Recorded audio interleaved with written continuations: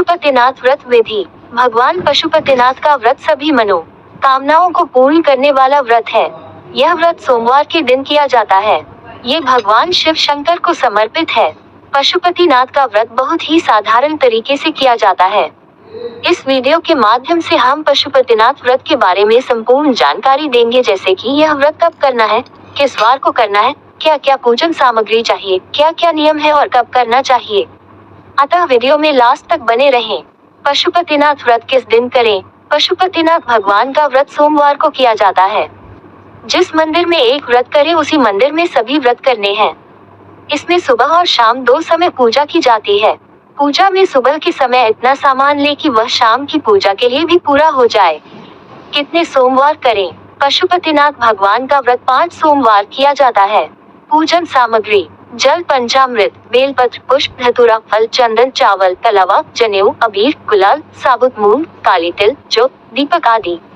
वैसे आपके पास जो भी सामग्री उपलब्ध हो उसी से आप पूजा कर लें। लेकिन शाम की पूजा के लिए 2 सामग्री बहुत जरूरी है।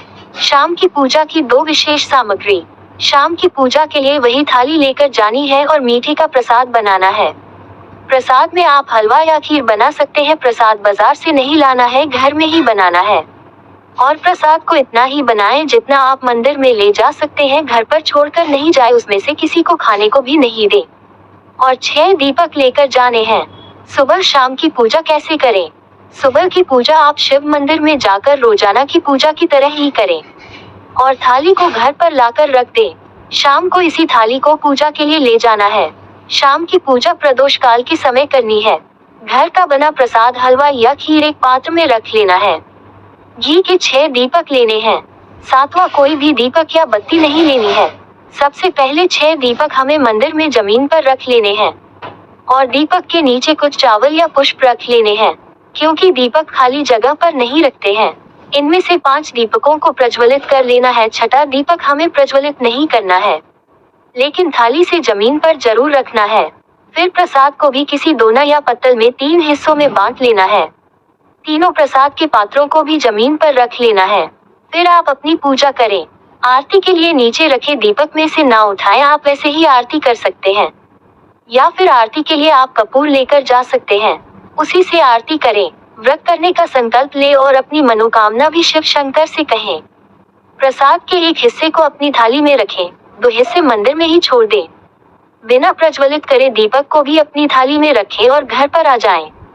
घर में प्रवेश करते समय सीधे हाथ की तरफ मुख्य दहलीज पर उस दीपक को अपनी मनोकामना कहते हुए प्रज्वलित करें और अंदर प्रवेश कर जाएं।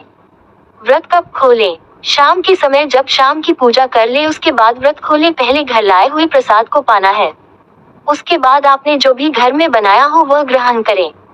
दिन में आप फलाहार भी कर सकते हैं।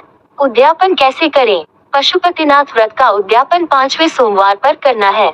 उद्यापन के लिए कुछ विशेष नहीं है। पूरी पूजा 4 सोमवारों की तरह ही करनी है। बस हमें एक नारियल और 108 कोई भी वस्तु ले लेनी है, जैसे बेलपत्र, मूंग, चावल, पुष्प, जो भी आपके पास उपलब्ध हो, या फिर मनोकामना अनुसार कोई भी 108 वस्तु ले सकते हैं। कौन सी मनोकामना के लिए कौन सी चीज चढ़ाई जाती है, इसके लिए भी हमने एक वीडियो पहले से बनाई हुई है, उसे आप हमारे चैनल पर जाकर देख सकते हैं।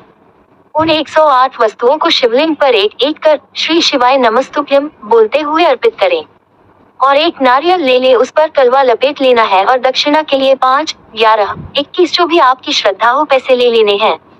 इसे शिवलिंग पर अर्पित करते समय ध्यान रखें कि नारियल हमें जलाधारी पर नहीं रखना है, उसे नीचे जमीन पर ही रखें और बाबा से मनोकामना पूर्ति के लिए प्रार्थना करें।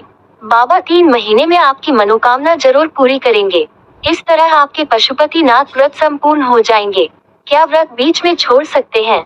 अगर बीच में कोई काम आ जाए तो व्रत को आप छोड़ सकते हैं। कोई विशेष परिस्थिति ना हो तो साधारण व्रत अवश्य रखें, तब आप दिन में भोजन कर सकते हैं, लेकिन उसे गिने नहीं। अगर उस दिन आपका कोई चौथ या अन्य कोई व्रत आ जाए तो भी यह व्रत नहीं करें। अगर आपकी सुबह की पूजा हो जाए और शाम को रजस वाला धर्म आ जाए तो भी व्रत मान्य नहीं होगा।